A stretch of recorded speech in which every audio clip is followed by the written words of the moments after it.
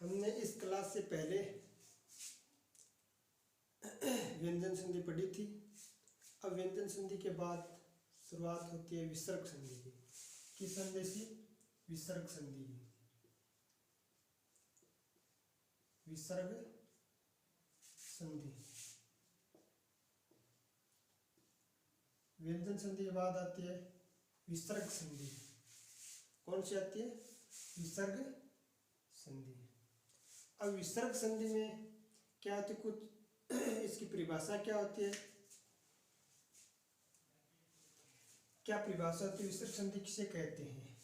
कि विसर्ग को मानकर होने वाली संधि को, किसको? इसकी परिभाषा क्या है? विसर्ग को मानकर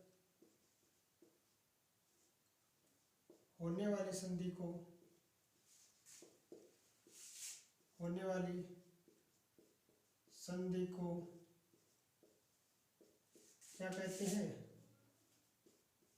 विसर्ग संधि कहते हैं। विसर्ग संधि कहते हैं।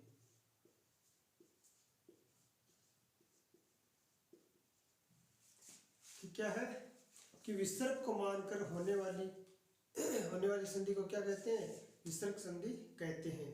अर्थात विसर्ग के स्थान पर आगे क्या है? अर्थात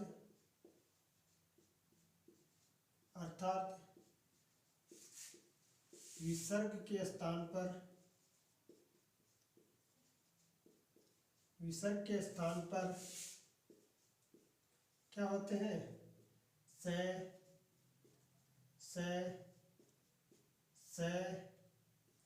और रे और अर्धविसर्ग और विसर्ग। अर्धविसर्ग और विसर्ग आदि कार्य होना। अर्धविसर्ग और विसर्ग आदि कार्य होना। कि विसर्ग को मानकर होने वाली संधि को विसर्ग संधि कहते हैं। विसर्ग को मानकर होने वाली संधि को विसर्ग संधि कहते हैं। अर्थात विसर्ग के स्थान पर, मतलब कुछ जगह विसर्ग के स्थान पर, सभी जगह विसर्ग के स्थान पर से रे और अर्धविसर्ग और विसर्ग, अर्धविसर्ग और विसर्ग आदि कार्य होना ही विसर्ग संधि कहलाता है। कार्य होना ही विसर्ग संधि कहलाती है। विसर्ग संधि कहलाती है। विसर्ग संधि किसे कहते हैं? कि विसर्ग को मानकर होने वाली संधि को क्या कहते हैं? विसर्ग संधि कहते हैं। और विसर्ग के स्थान पर क्या होता है? से और रे और क्या होता है? अर्धविसर्ग भी होता है और विसर्ग भी होता है। आदि कार्य होना ही क्या कहते हैं? आदि कार्य होना ही विसर्ग संधि कहलाती है। ये कार्य होते हैं उसे ही क्या कहते हैं? विसर्ग संधि कहते हैं। इसमें कुछ सूत्र आते हैं। एक सूत्र आता है से जुसो रू। से जुसो रू। इस सूत्र में क्या कहते हैं कि से के स्थान पर, से और से के स्थान पर रू आदेश हो जाता है। किसके स्थान पर? से और से के स्थान पर, मतलब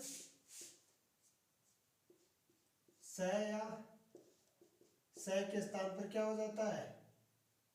रू आदेश हो जाता है। क्या हो जाता है? रू आदेश हो जाता है। किससे होता है? से सजुसो रू। सजुसो रू। तो से जुसो रू से क्या होता है कि से और से के स्थान पर क्या होता है? रू आदेश हो जाता है। और रू का रुत्व विसर्ग होकर क्या बचता है? रे बचता है। रू का रुत्व विसर्ग होकर क्या बचता है? रे बचता है। जैसे परिभाषा कैसे लिखे कि पद के अंत में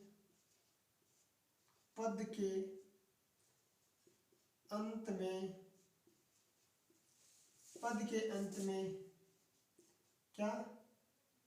से और से को से और से के स्थान पर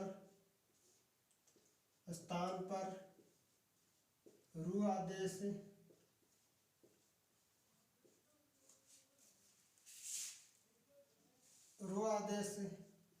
हो जाता है। और रु आदेश होने के बाद इसका क्या होता है, रुत्व विसर्ग होता है।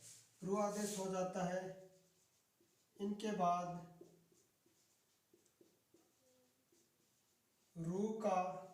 रु की ईद संज्ञा होने पर रे शेष रहता है। क्या शेष रहता है, रे शेष रहता है। कि सस दूसरे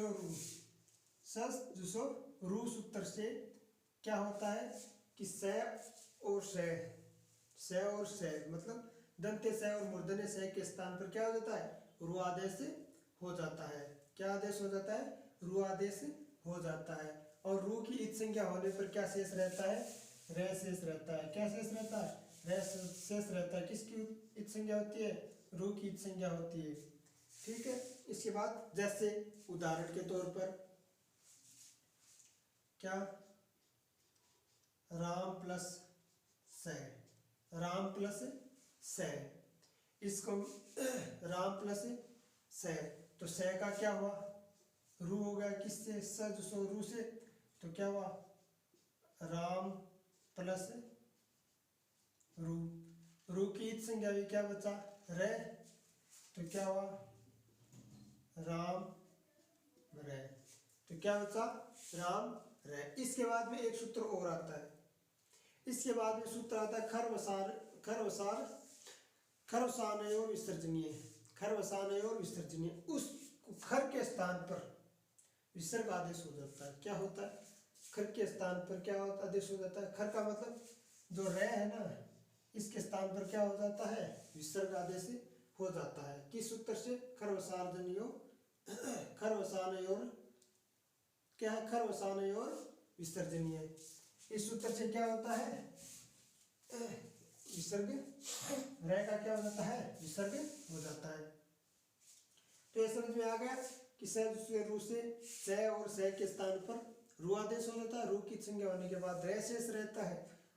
तो क्या हुआ, जैसे उदाहरण के तो राम से, तो से का क्या होगा, इस सूत्र से ऋतु विसर्ग हो गया। और फिर क्या बचा, फिर से इत संज्ञा होने के बाद राम रे बचा। अब इसके बाद में एक सूत्र और आता है, वो सूत्र और देखिए।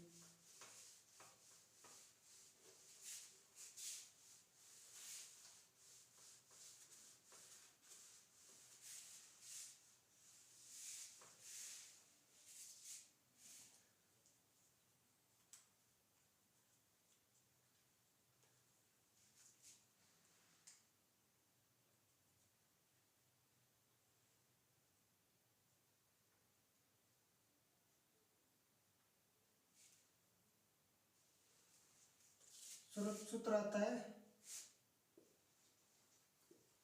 खरवसानयोर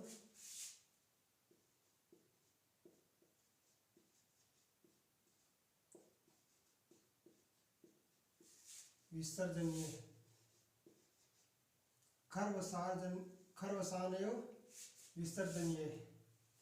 खरवसानयोर विसर्जनीय कि खर के स्थान पर क्या हो जाता है, विसर्ग हो जाता है। क्या हो जाता है, विसर्ग हो जाता है। कि पद के अंत में स्थित रे के स्थान पर विसर्ग आदेश हो जाता है। कि पद के अंत में जो रे होता है, इसके स्थान पर क्या आदेश हो जाता है, विसर्ग आदेश हो जाता है। पद के अंत में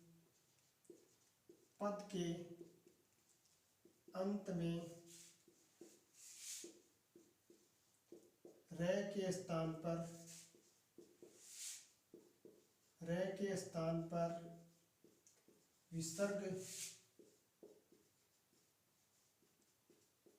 विसर्ग हो जाता है। कि पद के अंत में रे के स्थान पर विसर्ग आदेश विसर्ग हो जाता है। क्या हो जाता है? विसर्ग हो जाता है। यदि आगे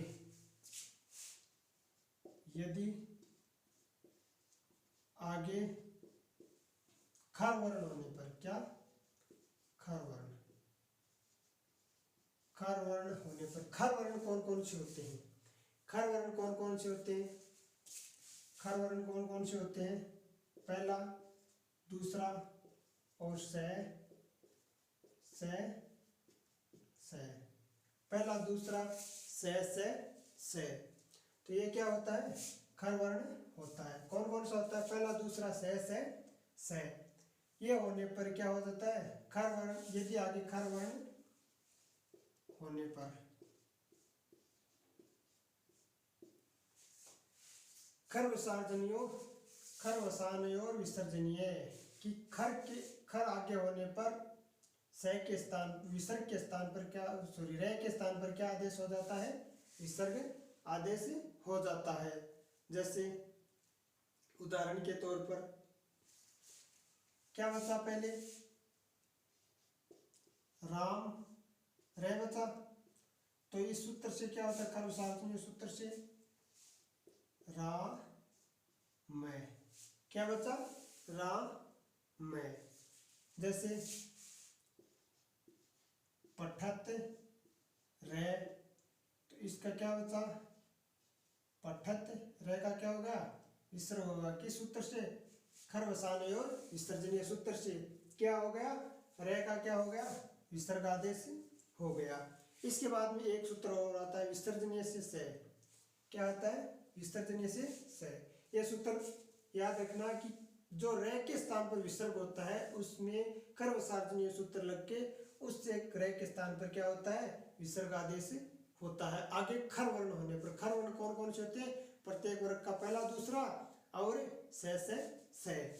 तो ये ध्यान में रखना, ठीक है। अब इसके आगे एक सूत्र और आता है, 3 नंबर सूत्र आता है विसर्जनीय से। 3 नंबर सूत्र आता है क्या? विसर्जनीय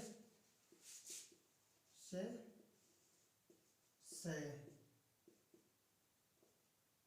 कि विसर्ग के स्थान पर से आदेश हो जाता है।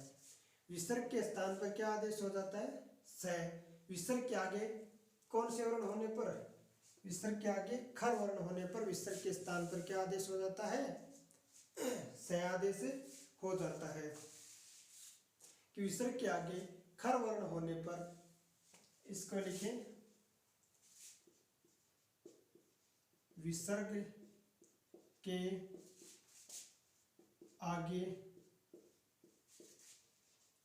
खर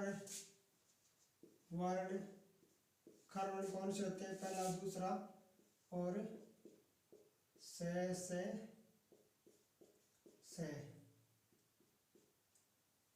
वर्ण होने पर विसर्ग के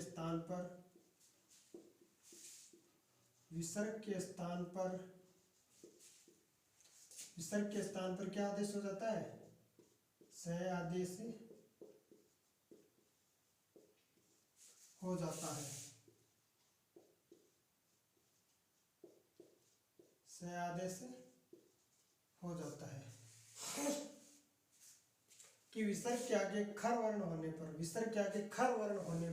विसर्ग के स्थान पर क्या आदेश हो जाता है?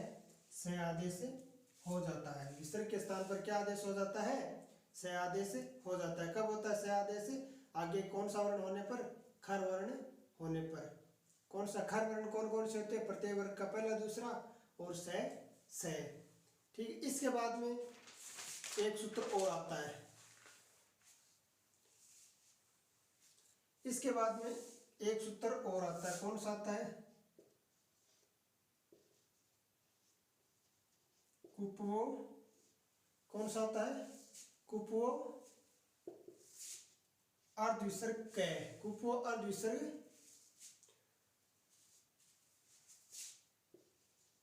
कै, अर्धविसर्ग पौच। कुपो अर्ध विसर्ग पौच है, कुपो अर्ध विसर्ग पौच है। कि विसर्ग के आगे, कि विसर्ग के आगे कैवर्ग या पैवर्ग मतलब कै ख और पैफ है, दोनों विसर्ग के आगे होने पर ये विसर्ग का क्या हो जाता है, अर्ध विसर्ग हो जाता है। विसर्ग का क्या हो जाता है, अर्ध विसर्ग हो जाता है। यस सॉरी, विसर्ग का क्या हो जाता है, अर्ध विसर्ग हो जाता है। एक बार देखो, विसर्ग के आगे, विसर्ग के आगे खर वर्ण, ओनली खर वर्ण में कौन कौन से, केवल ये होंगे, कौन से, कै ख पै फै होने पर,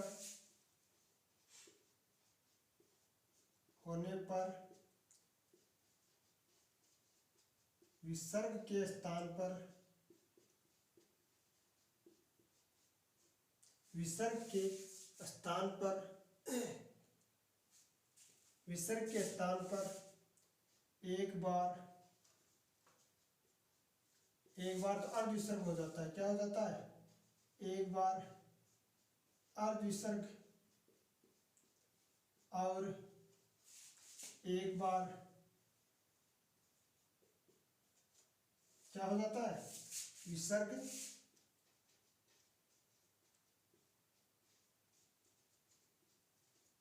हो जाता है।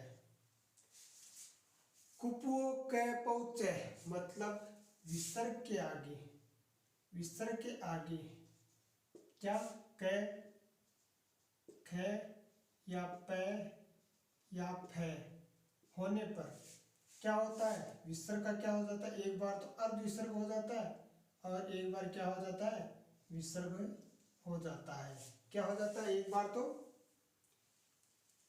विसर्ग हो जाता है और एक बार अर्ध विसर्ग हो जाता है। किसका होता है, विसर्ग का होता है। किस सूत्र से होता है, कुपो अर्ध विसर्ग कै अर्ध विसर्ग पौच है, कै अर्ध विसर्ग पौच है।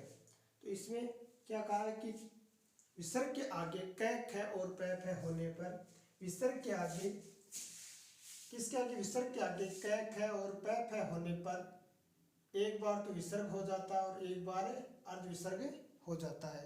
दो, ये दोनों ध्यान में रखना। एक बार क्या होता है, अर्ध विसर्ग होता है, एक बार विसर्ग होता है। कब होता है, विसर्ग के आगे कै ख और पै फै होने पर, कै ख और पै फै होने पर। इसके बाद में एक सूत्र होता है वासरी,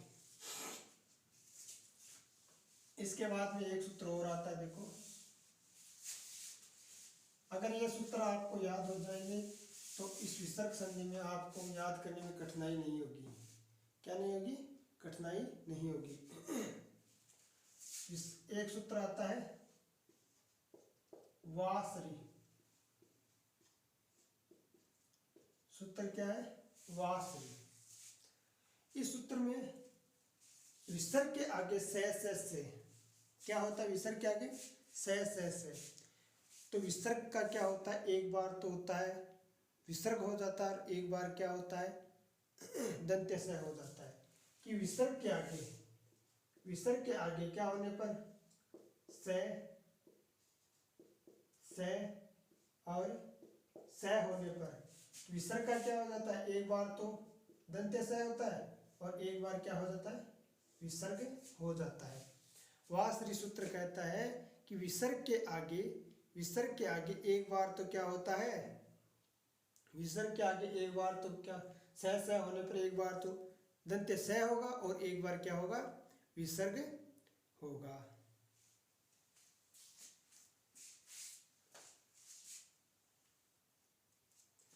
इसमें विसर्ग के आगे, विसर्ग के आगे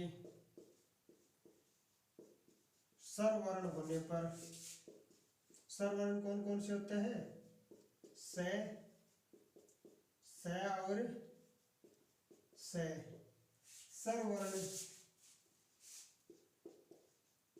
होने पर विसर्ग के स्थान पर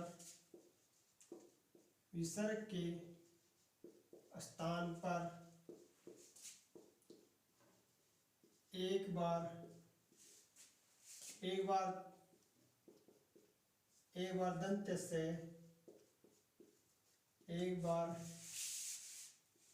दंत्य से और एक बार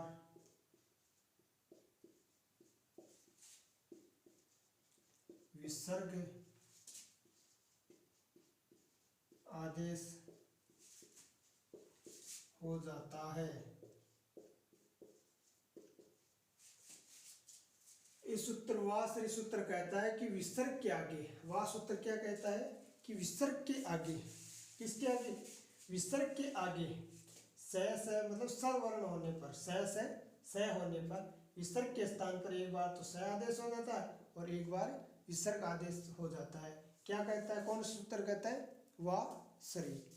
यहाँ तक हमने सूत्र पढ़े, ये 5 सूत्र आपको कंठस्थ याद होने चाहिए। इस सूत्र पर आधारित ही ये विसर्ग संधि है। पूरी विसर्ग संधि इस 5 सूत्रों पर भी आधारित है। अगर ये 5 के जिसके नियम याद हो गए तो ये विसर्ग संधि गलत नहीं होगी। तो ये सूत्र को आपको ध्यान से पढ़ना है, एकदम तरीकेबद्ध याद रखना है। अगर ये सूत्र याद हो गए तो आपको विसर्ग संधि आराम से समझ में आ जाएगी। ये सूत्र याद होने चाहिए। इस सूत्र में लगभग क्वेश्चन यहाँ से आते हैं। इस सूत्र में या तो आते वासरी से और या आते खरवसाने और विसर्जनीय, या स के स्थान पर विसर्ग कौन करता है, या विसर्ग के स्थान पर स कौन करता है, या रुत्व विसर्ग, या स के स्थान पर रु कौन करता है। ये जो सूत्र है, ये सूत्र आपको 500 याद होने चाहिए। 500 सूत्र याद होने के बाद ये विसर्ग संधि स्टार्ट करेंगे। ये सूत्र आप कल आज याद रखना है, पढ़ के वीडियो आपको लिख कर याद करना है। इसके बाद हम आगे से स्टार्ट करेंगे। धन्यवाद। और चैनल को ज़्यादा से ज़्यादा सब्सक्राइब करें और शेयर भी करें। धन्यवाद।